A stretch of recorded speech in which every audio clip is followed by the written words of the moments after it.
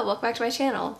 In this video, I'm going to be reading your most disappointing books of 2020. I asked you guys what books really let you down this year. Not books that were terrible and had like the worst content ever, but books that you went into with such high expectations but were unfortunately let down. I got a total of 320 responses on Instagram, which is unheard of, and I compiled them all in a list in a spreadsheet together, and I am picking the most disappointing books from you guys' list in hopes that I can find something that takes me by surprise. Now that I know that you guys were disappointed by them, hopefully I'll be able to find something that I go in with low expectations for and like takes me by surprise. I mean, fingers crossed.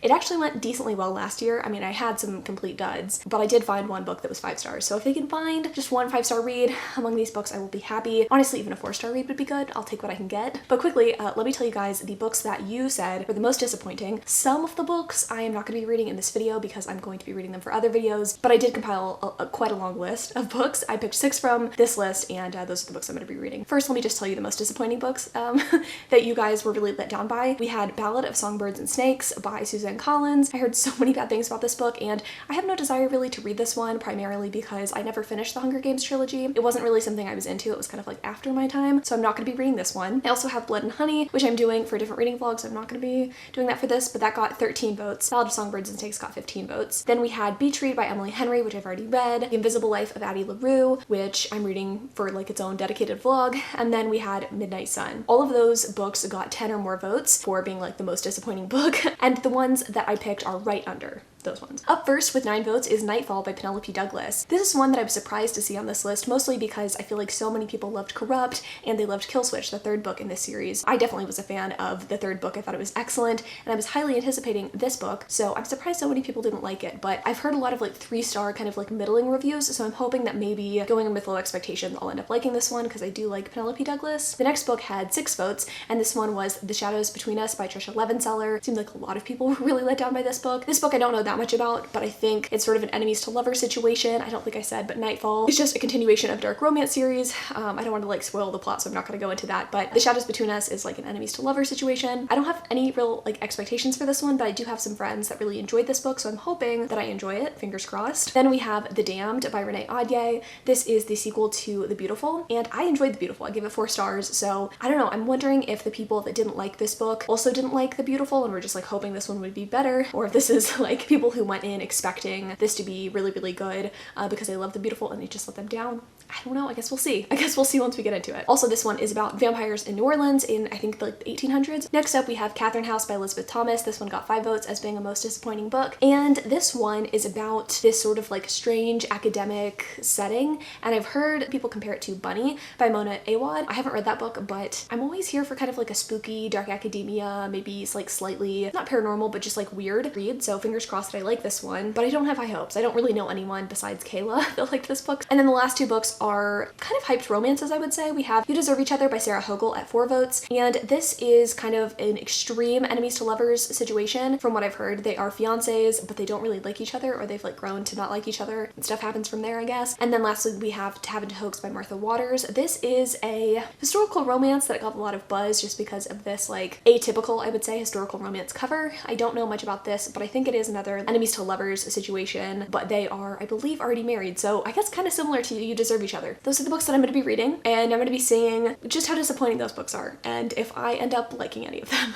It went well last time. I don't know if it'll go well this time. Without further ado, let's get into the vlog portion of this video. Okay, so the first book that I decided to pick up is You Deserve Each Other by Sarah Hogel. This is one that I heard a lot of replies for, as I think I told you guys in the intro, and I already can see why people are disappointed in this book, and that's not to say that I'm not enjoying it. It's just sort of bizarre, and I feel like it would be sort of hard to market this book after, you know, having read as much as I have. I have no idea how I would pitch this to people because it's not really a rom-com and it doesn't really have a true enemies to lovers thing. If anything, at parts I thought it kind of read like a thriller, definitely like the first 10%. The narration style felt very thrillery, so it's just kind of a bizarre story. So our main character, Naomi, is working at a gift shop, essentially kind of like an oddities sort of place with a bunch of people, and she knows that the shop is going to close down soon. She's also really, really unhappy because she's been engaged to this guy who she didn't know for very long before they got engaged, and she's not really loving the situation. Nicholas is someone that she fell head over heels for, and then after that things kind of went went south. He hasn't done anything super egregious, but it's just very clear that they've never properly communicated their feelings, their needs, etc. And so there's a lot of built up resentment, I think, on both sides. But we're only getting Naomi's point of view, so we actually don't really know Nicholas's intentions with some of his actions. And I think Naomi, a lot of the time, is prescribing or ascribing a lot of her own, I don't know, insecurities or upsetness on him. It's bizarre, and I don't even know that I could fully describe it to you unless you picked this book up. Like, I think it's just one of those things you have to give a try for yourself. But the first 10% of the book is Naomi essentially going off the deep end. She doesn't do anything particularly horrendous, but she has just lost her shit. She's been putting up with Nicholas for so long that she finally she's at her wit's end. She's planning a wedding with him as well at the same time, obviously, because they're like engaged, and his mom is super overbearing. So there's a scene early on in the book where she ends up calling her mother-in-law. It was beautiful. It was just a sight to behold, or I guess listen to, because I'm listening to the audiobook of this one, but it was just hilarious. I really, really appreciated it. That's the thing, it's like this book is fun, and I like how upset Naomi is. I don't want to say I like that she's upset, but I like how the story is kind of playing out. I think it's funny, but it also kind of has me wondering how this is going to turn into a romance, because I'm 40% in and I'm just like, where's the romance here? I can see that Nicholas is kind of trying to make amends with Naomi. I really don't know what his mindset has been this whole time, and I hope eventually we kind of get some more insight into what his thoughts and feelings are. But he, at this point in the story, has purchased Naomi and himself a home. They've been living in a rental for a while, and I think they're both unhappy with it, so he decides to just kind of like buy her a home, and he's made a lot of other financial decisions without her, which like is not great, but I think he's doing all of this in hopes that they can fix their relationship, and I think he mentions that after he buys this home for her. I don't think that's much of a spoiler. If it is to you, I'm so sorry, but it's just, I think, the catalyst for some stuff that's gonna happen. I think I'm gonna try my best not to spoil these books, but I don't know. It's like I'm having a good time, but it's such a strange story. Like, I've never read a romance like this, if this is even a romance, so I could understand how you could have picked this up wanting a dual POV enemies to lover situation. This is not that, and if you picked this book up for that reason and you were expecting something different, this could definitely be disappointing. So I don't know, I went in with low expectations. This is one that I had an arc of, but I'd heard some like reviews at the beginning, so I really had no expectations going in for this video. But honestly, I'm not upset about it. The reading experience has been extremely enjoyable. I've just been listening while I play Two Dots, so honestly not mad at it. I will update you guys when I update you guys. I should probably just stop saying this every time I film a clip, because I never know when I'm gonna want to talk to you guys again, but I don't know, probably when the book's done. Okay, so I just finished You Deserve Each Other by Sarah Hoax, and I think I'm gonna give it 3 stars. If I were the type of person to use half stars, which I'm not, I would give this book 3.5 stars. It was definitely an enjoyable read. I had a really good time listening to the audiobook the entire time that I was listening. There was really nothing about this book that I hated. However, I think if I'm looking at this book under the lens of, is this a romance or not? Is this a romance that I'm going to be revisiting? I don't think that it is. It was fun for what it was, but I just don't think that the book was particularly romantic. I think having the true romance start only at like the 50% mark didn't really work, and I don't think we got enough of the characters' backstories for us to really root for them to kind of mend their relationship. That's not to say that I didn't like where their relationship ended up. I just feel like we didn't have a lot of context for what their relationship looked like when it was good, and then we really didn't get a lot of transformation between them hating each other and then them enjoying each other's company again. I wanted there to be a little bit more of a build up there, and I kind of wish it had started earlier on in the story to give us a little bit more context. On top of that, I really feel like this book needed to be dual POV. I don't know. I'm just a sucker for indie romance, I guess, but I really just feel like having Nicholas's point of view was kind of crucial for us understanding why Naomi was treating him like this. Otherwise, it just made me feel kind of weird reading it, because she was kind of cruel to him, and he was, I guess, kind of mean back, but it was never in the way that she was mean. She went a little overboard is what I'm trying to say. It never felt justified, and I never felt like I really got a reason as to why she was so upset, besides just misunderstanding him and not communicating with him. Like, it could only work for so long before I start to question, like, girl, I don't know. I don't even know what to say about that, but overall, this was a fun book. I can definitely understand why people are disappointed in this book though. I think if you guys went into this expecting a really steamy enemies to lover situation, you're not really going to get that in this story. There were definitely some steamy moments, and there were actually a couple of times I caught myself thinking like, wow, this is kind of hot, but it's just not a traditional romance, and I definitely understand why people are disappointed in it. So I'm glad that the first book that I started with though is not something that I completely loathed or gave under 3 stars, so that's really good. I'm hoping that the next read that I pick up is even more promising, and that is The Shadows Between Us by Trisha Levenseller. Also just got the audiobook of this one from my library, so I'm excited to pick this up. Honestly, just shout out to the public library. A lot of people have asked me on a couple of recent videos, where do you get your books and how do you read so much? And honestly, the library is the key. Getting audiobooks when I don't have the physical book for videos and challenges like this is key to success, and I'm really lucky to have access to a really awesome library. So anyway, with that being said, I'm going to start in on The Shadows Between Us, which the only thing I know is it's sort of enemies to lovers, and our main character wants to kill this guy so she can take the throne. I don't know. I guess we'll figure out more once we start. I really need to find a better and like less noisy place to do these updates, but I'm 12% into The Shadows Between Us by Trisha Levenseller, and again, this book is just weird. I was hoping that the weird streak would be over, but that is not to be, apparently. So this book, the premise is interesting. It's about our main character, who I literally can't remember the name of. She's not that interesting.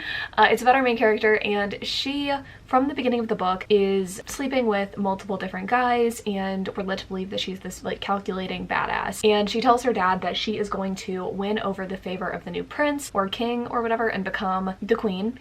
And then she's going to kill this guy and take his power. She doesn't tell her dad that she's going to kill the guy, but that's sort of like her intent with her, you know, scheming. And she finds a way into the court, and that's kind of where I'm at right now. I think my confusion lies in the way that this book is set up. I don't really sympathize with our main character, not because I think that women shouldn't be badasses, but I feel like we're definitely just told and not really shown that she is a badass, besides her, I guess, like, calculations in getting to the court. But nothing that she did was particularly interesting or impressive, and not enough for me to really care or be invested in her story, I guess, and her desires. Also, where's this desire coming from? We don't really know that. We don't really know why she wants to have all this power. Not that you can't just like want power for power's sake, but again, we're not really given any reason or explanation as to why she's behaving the way that she is. And on top of that, this guy is called like the Shadow King, I believe. He has like shadows kind of surrounding him, kind of giving me like Darkling vibes. But again, we're given no context as to why that is. Like, is there magic in the society? Because we haven't gotten any indication that there is. I don't know, it's just very strange. I am, I guess, thankful that it's not an info dumpy book, but at the same time I need some more context for the story to kind of make sense. It's like, from picking up this book, you are expected to kind of know things, I guess, ahead of time, and it's a strange thing. It's a very strange thing to be thrown into, and it's strange in a very different way than You Deserve Each Other by Sarah Hochul, but I could definitely understand why people would be disappointed in picking this book up, because it definitely is not what I was expecting when I picked it up. I'll be curious to see how it goes. I do have a couple of friends. I think Heather really enjoyed this book, and I think Starla really liked it from Starla Read. I'll link their channels down below. They liked it, so I'm hoping that like I like it. Maybe give it like something like a 4-star. I don't want to get too ahead of myself because I'm thinking this book's a little weird, but I think I'm going to try to get to the 50% mark and then maybe give more succinct thoughts. I'm hoping that kind of in that, I don't know, 37%. Is that math right? Wow. Can I math in my head? Hoping in that 37% I am given a little bit more context and I start to care a little bit more about what's happening. But I'm not upset. It's an easy, enjoyable read, but it's just very strange. So I'll update you guys at 50%. Okay, the lighting is a lot better than I expected. Hopefully the quality is not terrible though, because I only have my Christmas tree on and my string lights on my bookshelves. It's actually like really like cozy and ambient in here, and I'm loving it. I just finished editing my Goodreads Choice Award romance video. Well, I didn't like finish editing it, but like I finished filming it and I feel really good about it, and I just thought I would share that with you, but I was too lazy to like actually get real lights out. So yeah, that was a lot more information than anyone cared for, but I'm like 50-ish%, a little bit farther than 50% into The Shadows Between Us, and I gotta say, I really don't like it. I am trying, like I was trying to keep an open mind, and the more that I read, the more I just don't care. I think everything that I said previously pretty much stands. I just am not becoming invested in the characters, and it could be partially due to the fact that I'm listening to it on audio. It's not that I have a hard time enjoying books on audio, because I listen to a lot of books on audio, but this particular narrator is like kind of irritating, and she's making the already irritating main character seem a lot more irritating. Like, I'm sure like the narrator is talented, but I'm just saying like the way that she is portraying our heroine is like a little bit annoying and like kind of hard to sympathize with. I don't even know if we're supposed to sympathize with the heroine. She's kind of like an unlikable female main character, which I'm normally down with, but like in this case I just kind of don't like her. Like, I can't even sympathize with her. She's still trying to get into the king's good graces, but now she is like, I don't know, like kind of falling for him. I just don't care. I have no idea where the story is going, but I feel like wherever it does go, I'm not really going to care. That's like not the best thing ever, and I'm just like, where's the world building? I understand that this is a standalone. I guess I appreciate that because there's not a lot of standalone fantasies, but there's just like not enough world building or context context, again, for me to care about anything. We found out more about what the shadows are and like what they mean. Kind of. We understand what the shadows do, how about, but we don't really understand why they even exist in the first place. And there's really, I don't think, any other magic in the society. And there's also like shotguns, which seems very strange in a fantasy setting. That just like came into play. I don't know. I'm not sure that I like this. And to be honest, I think if it continues on in the way that it is, I would probably give this like 2 stars. I could definitely understand why people would be disappointed in this. It's just peddled as this like ultimate enemies to lovers. The tone is just kind of different than what I expected it to be, and I'm just like not loving it. So I am going to attempt to finish this hopefully tonight. I don't know, maybe tomorrow morning, but I'm gonna update you guys tomorrow, and then I want to start in on Tavern to Hoax. I think a lot of these loans have been getting off of hold. Like I have a lot of them to read now, which is good, but I think I'm gonna start in on Tavern to Hoax next, and then The Damned after that. Perhaps? I'm talking a lot for no fucking reason, but that's the game plan. I'm gonna go do that, maybe, or maybe I'll just read the Poppy War instead. I'm reading that for another video, so I'll be back. Okay. I gave this book 2 stars. That's about all I have to say, really. Everything that I said previously stands. I didn't love the conclusion of this book, and I don't think that it made up for the lack of world building and character development that was happening throughout the book. It was just like, whatever. I wasn't upset with how it ended. It felt very fairy tale-like because it wrapped up really nicely. However, it was just meh, and I don't want to think about it anymore. This was disappointing. This is definitely disappointing. I think if I was going to rank these books, which you know what, I think we're gonna do now, just because it would be fun, I'm gonna put this one under You Deserve Each Other. So not a great place to be in, but hopefully it won't end up in last place. I don't know, I guess we'll see. Let's move on to Tavern to Hoax. I need a good historical romance in my life, and this one seems fun. Enemies to lovers again. So is this just gonna be failed enemies to lovers? Is that what this video is? Just me reading bad enemies to lovers books? Guess we'll find out. All right, I'm like 25% into Tavern to Hoax by Martha Waters, I believe is the author's name. I'm just really bored. I didn't really know what to expect going into this. I knew it was going to be an like already married enemies to lovers kind of situation, or at least like miscommunication to lovers. I guess you can miscommunicate and still be lovers, but anyway. The story is about our married couple, Violet and James. They kind of have this like whirlwind romance, kind of like You Deserve Each Other, where they kind of got together very, very quickly. They get married and they have like kind of a falling out 1 year into their marriage, and 4 years later, they are finally kind of having to face the issues that they stopped talking to each other for. We don't know what those issues are, and we don't know how they're actually gonna fix them, but that's kind of the setup for the book. Thus far, James has fallen off of a horse, and I don't know, Violet thought that he was dead or something, so she like rushes to go find him in another town, finds out that he's fine, and I think now she's gonna do some sort of like payback situation. She's like, I worried so much about you, so now you're gonna worry about me. And I think she's gonna like pretend to be sick or something. I don't know.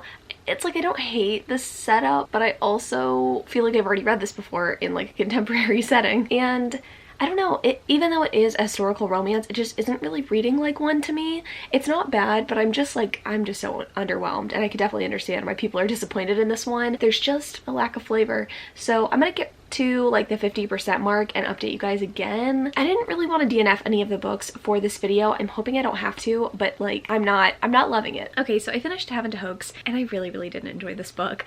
Like I kind of said in the last clip, this sort of reminded me of You Deserve Each Other. It was sort of a similar, not enemies to lover situation, but a like quickly falling in love and then falling out of love situation. And I just don't think it was successful in this case. I think You Deserve Each Other was like a much better example of this kind of story. I think the issue that I had with this one was that it wasn't a gradual thing. At least in You Deserve Each Other, the sort of like miscommunication that they have is gradual almost. Like they don't know enough about each other when they first get together, and they sort of start assuming things about each other, assuming that this person's going to react a certain way or act a certain way. And it made sense. It was almost relatable in a sense, and while it was frustrating at times that they couldn't just communicate, at least it was mildly understandable. In this book, it was just frustrating because it was one particular circumstance that made them not talk to each other, and they stopped talking for about 4 years, which is just such a long period of time. And when we do get the reveal on why they had this big blowout fight and why they stopped talking, it didn't really make up for that lost time. And honestly, the way that they treated each other throughout the book, it wasn't even interesting, if I'm being honest. The pranks that we were led to believe that are going to happen because it's Tavern to Hoax, it never really played out. I was also super frustrated by the fact that our main character, our heroine, decides that she is going to use illness as a way way to trick her husband. It did not sit right with me. I don't really want to think about this book anymore, and my camera's dying, so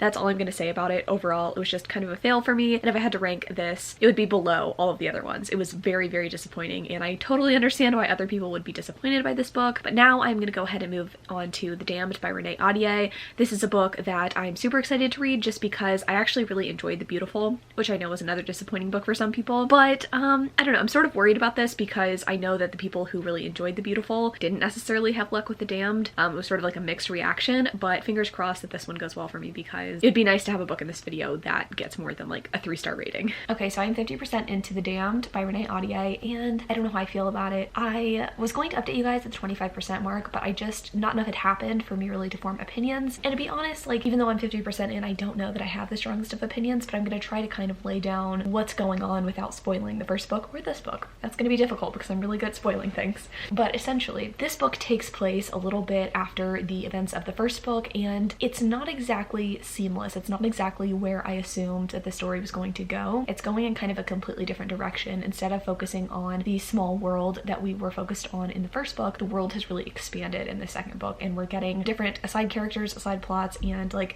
machinations from, you know, people on the outside. And in some ways, I'm sort of enjoying that. I didn't really know how they were going to carry on the story from the first book because it was honestly very small, and it's like once we got the reveals for that small group of characters, I was like, okay, now what? We definitely have a direction of where things are going because again, the world is so much bigger, but I fear that the like tone and what I appreciated about the first book is being lost, and also the characters. But like, let me talk about the tone first.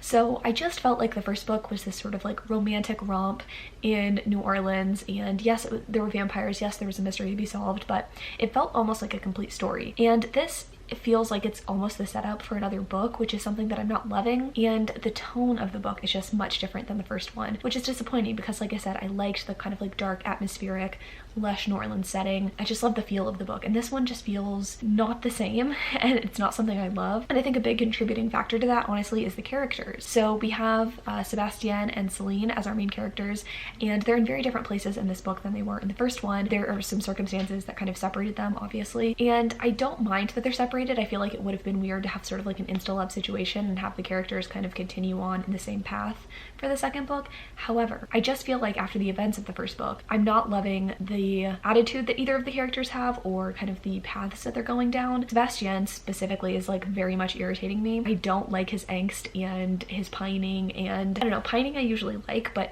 he is just so angry at his inability to be with Celine at the moment, and he's also really angry about some of the events that happened at the end of the last book. And to be honest, I'm not really understanding it. I mean, I sort of, like I said, understand him being upset that he's not with Celine, but I'm not really understanding why he's so upset at what happened. I just feel like I wouldn't have been super upset in his shoes, so I don't understand why he is so upset, I guess. And then Celine, after what happened last book, she just feels different to me, and I just don't know that I give a shit about her anymore. There's some other characters that I care more about and would like to know more about, and now that we don't have her as the sole POV, I just don't care as much about her anymore. So that being said, I like where the story is going. I like the plot of the book, and I hope to see more of this world that Renee Ahdieh is creating. I'm just not really caring about the people in the world, so yeah, I don't know if that's really setting me up for success with this story, but I think I'm going to withhold my judgment until I finish this book and come back to you guys with more of my thoughts and feelings. Hopefully I was able to convey enough without spoiling anything. I know it was probably a little vague, but I haven't really spoiled anything up until this point, so I kind of want to keep it that way. I will update you guys once I'm finished. Okay, so I finished The Damned by Renee Ahdieh, and I feel the same way as I did when I talked to you guys last time, if I'm being honest. I don't feel like I have a strong feeling about this book either way. I think ultimately it probably wasn't successful for me, and I am a little disappointed. However, there are some things that I thought were pretty cool, like I was talking about in the first clip. I feel like the expansion of the world was kind of interesting. I just wish there had been a little bit more care taken with it. I think had our author focused a little less on the angsty internal dialogues of the characters and focused more on the world building, the story probably would have worked a little better for me. I was so hindered by how much complaining Sebastian did, and the fact that Celine is kind of unaware of what's going on the entire book.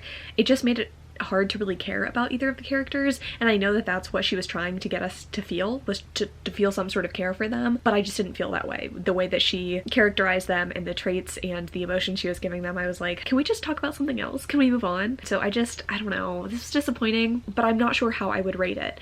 Like, was it as good as The Beautiful? I don't think so. Was it the worst book that I've ever read? Also no. I think I'm gonna settle at a 2-star. I know that sounds like a little harsh because this really wasn't bad, but I feel like 3-star implies that I like feel neutral about it or liked it, but I think for me the cons kind of outweighed any of the pros in this book, and I just don't feel compelled to carry on with the series. So again, I feel like a 2-star rating is sort of fair. It feels harsh because this isn't the worst book ever, but I don't know. There were just some missteps that didn't really pan out in the way that I thought that they would. I feel like if I were going to rank this, which I am, I think I'm gonna put it right below You Deserve Each Other, which I don't know if that's like the right place for this book, but I think You Deserve Each Other, The Damned, that one book about the girl and the shadow dude, and then To Heaven to Hoax. What is the shadow book called? I'm gonna feel like an idiot now that I can't remember the name of it. Anyway, that's pretty much it on that. Let's move on to a different book. I'm going to start in on Catherine House. This is one that I have been anticipating for so long, and it's one that I keep checking out from my library and just never reading because I keep hearing such mixed things. So I'm hoping that this is a book that I end up enjoying. I know Kayla from Books and Lala really enjoyed this book, and I think, I want to say Olivia from Olivia Reads a Latte liked this, but I could be wrong. I don't know. I don't know really what it's about. I've heard that it's like kind of darkly academic, sort of dark and just strange, and I am into those things, so fingers crossed that I like it. But I'm gonna go ahead and start in on that. No idea when I'll update you guys, but I will update you guys. So I'm filming in front of this blank wall because there's a cement truck outside and it is so hard to find a place that is not horrible audio quality wise. I hope you don't mind. But I am 30% into Catherine House. It's definitely weird. It's definitely kind of got a spooky, dark academic vibe. The further I'm getting into this book, the more it's reminding me of something like Midsummer. It's not graphic in that way, but I think if you've seen that sense of impending dread you have the entire time while watching is kind of how I feel while reading this book. Basically, our main character Inez is at this place called Catherine House, which is kind of an alternative college program that has turned out like titans of industry, some presidents, and some other people that are like very successful. But the only thing that everybody really has in common is that they don't know why they're accepted, and this is not a traditional college program. No one ever talks about it after they leave. From what we can tell, it's really just been about our main character Inez and her internal struggles. It seems like everybody that comes to Catherine House has some shit that they're trying to put behind them. Very easily like impressionable people. Inez is definitely struggling with some stuff that happened in her past. She was a bit of a party girl, and it seems like she got caught up in some bad shit before she ended up at Catherine House. So she's kind of struggling with that internally, and as a result she's having a hard time kind of getting ingratiated in Catherine House culture. Now Catherine House is like a little bit spooky because of their, I don't know, practices I suppose. It's not super cult-like, but there are these sort of like rituals where they have to repeat after like the headmaster, essentially repeat these sort of chants, and there are these things called plasma pins which help to reset and realign people. We don't really know what those are. That's just like a tool, I guess, to kind of help everybody stay on track. And we also get kind of hints at this special program that has something to do with plasma. We don't really know what the plasma is being used for or who gets accepted into this like very specific program at Catherine House, but it is like the most sought after specialty that you could hope to achieve at Catherine House. I mean, they have other like academic programs as well, but being one of those people is like, you know, the shit. Now our main character Inez isn't fully ingratiated. She is still kind of holding back from Catherine House, and she doesn't really have any desire to wear plasma pins or to, I guess, figure out what plasma is. She doesn't want to be one of the people who gets selected. For some reason I have a feeling that she is going to be kind of randomly selected to be someone who works with the plasma, but that's sort of where I'm at. I don't really know where things are going, and honestly, even when it comes to plasma, I don't really know what the point of that is, if it's going to have any effect. I'm assuming this story is really going to end up being just about Inez's journey, is kind of what I've seen in the reviews for this book.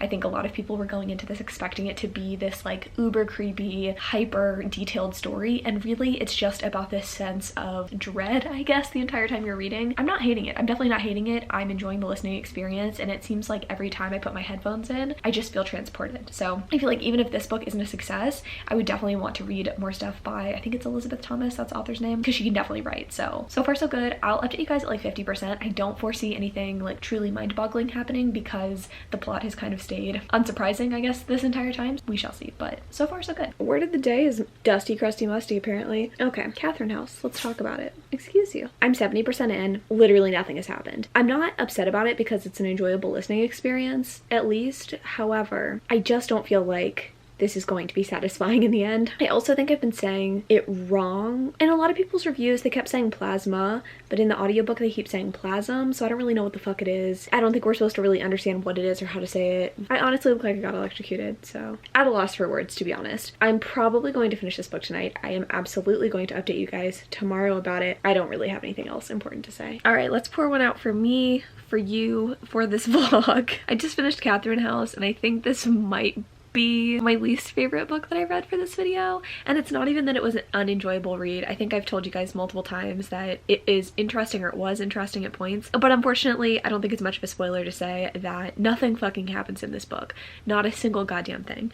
You know, it's not even that there was any character growth, because that didn't happen at all. Our main character is at the same exact point at the end of the book that she was at the start. I basically just got to listen to someone talk about descriptions of food and this old house and other nonsensical people that she comes in contact with. It was just, what was the fucking point? I might just be too unintelligent to understand what the point was. That could definitely be it, but I don't think so. I kind of don't think that's the case in this book. I really just think that it was a book without a point, and I think the author herself considers this to be literary suspense, and I guess you could call it that because it's not a thriller. It's not really literary fiction. It didn't really know what it wanted to be, and I think that's why I didn't end up enjoying this as much as I wanted to. Yeah, I just, with a book, it's like I should learn something. I should see someone grow. I don't know.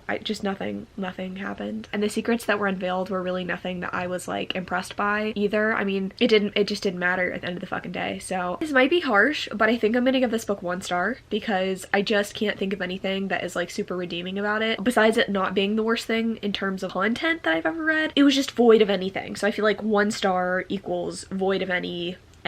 That's where I'm at today.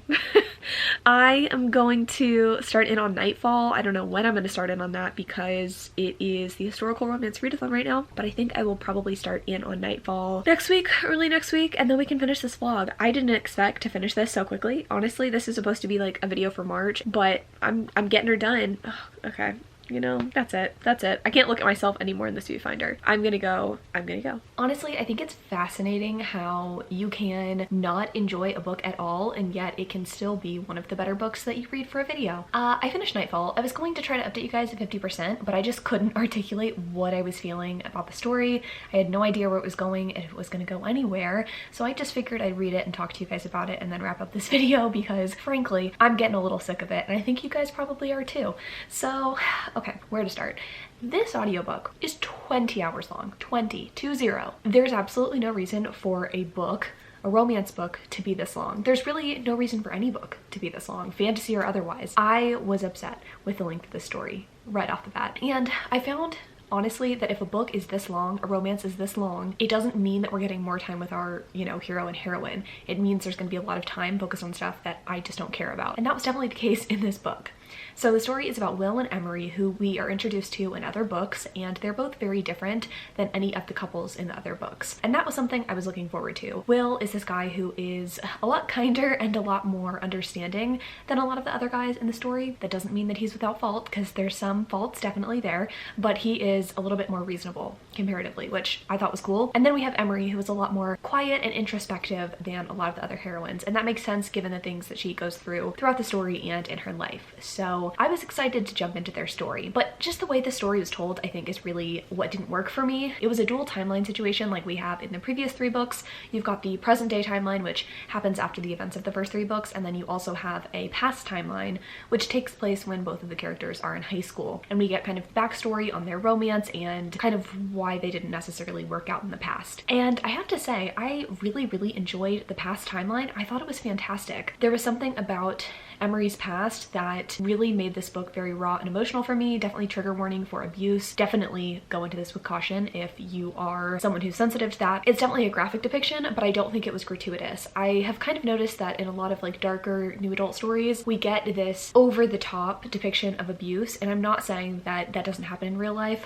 but I think sometimes authors try to substitute real character development and characterization with trauma. They try to get us to sympathize through the trauma rather than having characters who are really really meaningful, which is frustrating. I don't think you need to depict trauma on page to make it an impactful story. That being said, the trauma that was depicted on page was really heartbreaking in this case, and it didn't feel overdone, if that makes sense. It felt very like this could happen in real life, and it does happen in real life, tragically, and it definitely made sense why our heroine behaved the way that she did as a result of that. I really understood why our two characters really liked each other and why they couldn't be together in the past timeline. It made sense to me. I was rooting for them. I was invested in that storyline. What kind of fell apart for me was the present day situation. I think there was just too much attempt there to make a plotline happen with the events of the other three books to, you know, kind of culminate and make this kind of like dark revenge plot situation. And then I didn't really like the setting either. We get introduced to a whole new cast of characters, which I didn't like.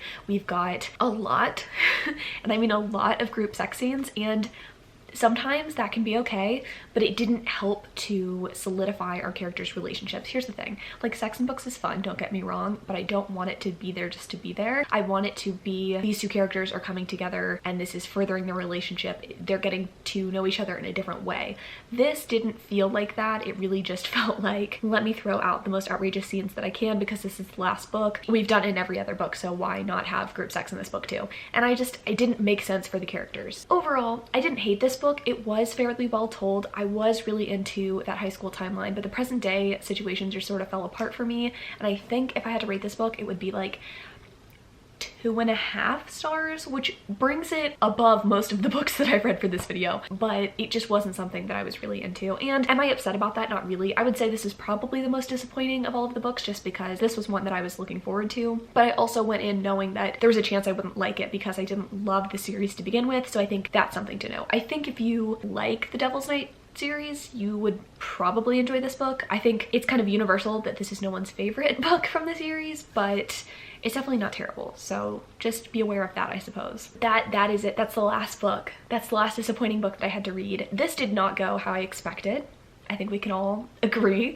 But let me go ahead and kind of show you guys my final rankings and how I felt overall about these books. So first up, we have You Deserve Each Other by Sarah Hogle. This is probably the book that surprised me the most in that the more that I think about it, the more that I did enjoy it. I would actually recommend this to a lot of people. I think if you go in knowing that this is sort of a non-traditional strange romance and you're not going to get this like really, really strong romance, I think you'll like it. It's funny, it's fun to read about. I think people might enjoy this one. So there's that. Up next, I'm putting Nightfall by Penelope Douglas, not because this was like a fantastic book, but because it was considerably better than all of the other ones, and I think this is one that a lot of people will enjoy if they do like the series, so that's kind of why I'm putting that one right there. Next up, we have The Damned by Renee Audier. This is one that I didn't hate. I think it showed a lot of promise with the different storylines that were shown. I will say the characters kind of annoyed the shit out of me, but you know, that's just kind of par for the course with YA at the moment. Like, there have been very few YA books recently whose characters haven't annoyed me, so I think that might just be a me thing. I think if you enjoyed The Beautiful, you will probably enjoy The Damned, and I think you might enjoy the expansion of the world. Next up, we have The Shadows Between Us by Trisha Levenseller. This is one that I think might just be a personal thing. I think this is a pretty divisive choice, but I think you should definitely pick this one up if the synopsis sounds interesting. I wouldn't say buy it. I would say maybe check it out from your library, maybe pick it up physically and not audio, and you can kind of see pretty quickly if you like our heroine or not. She is very aggressive. I think she's slightly unlikable, but I think this story could work for a lot of people. I do think there's something to be said about a good standalone fantasy, and I do think that it wrapped up in a pretty satisfying way. There were obviously things that didn't work about the story for me, and I told you guys about those as I was reading, but I don't think this was a horrible story. It just obviously wasn't for me. I think I'm sort of starting to figure out that certain YA fantasy that might have worked for me years ago probably won't work for me now, and I think that was just sort of the case here. Not a bad book, just definitely not a book for me. Then we have Tavern to Hoax by Martha Waters. Now we're getting to the books where I definitely wouldn't recommend them. This was just very subpar. I think there are really, really excellent historical romances out there, and I could definitely understand why people would be disappointed picking this one up, specifically because I just feel like the cover is sort of deceptive almost. You think you're gonna get this kind of like cutesy, fun, like prank type rom-com historical romance thing, and it's just not really that. I think both our hero and our heroine were a bit insufferable, and overall I just think there's much better historicals out there that do have this sort of like playful energy if that's kind of what you're going for. This was just not it.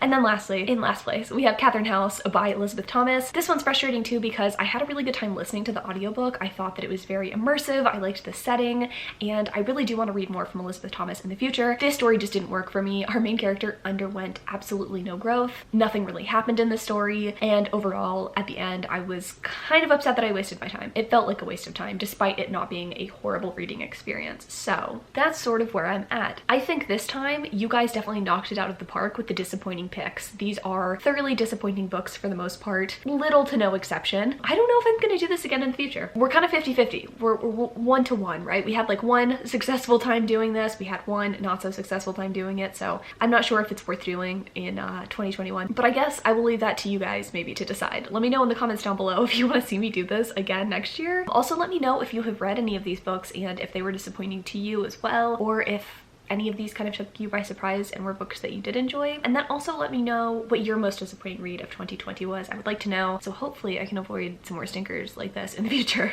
But thank you guys so much for watching. Sorry this wasn't more exciting and upbeat, but I love you guys so much, and until next Sunday.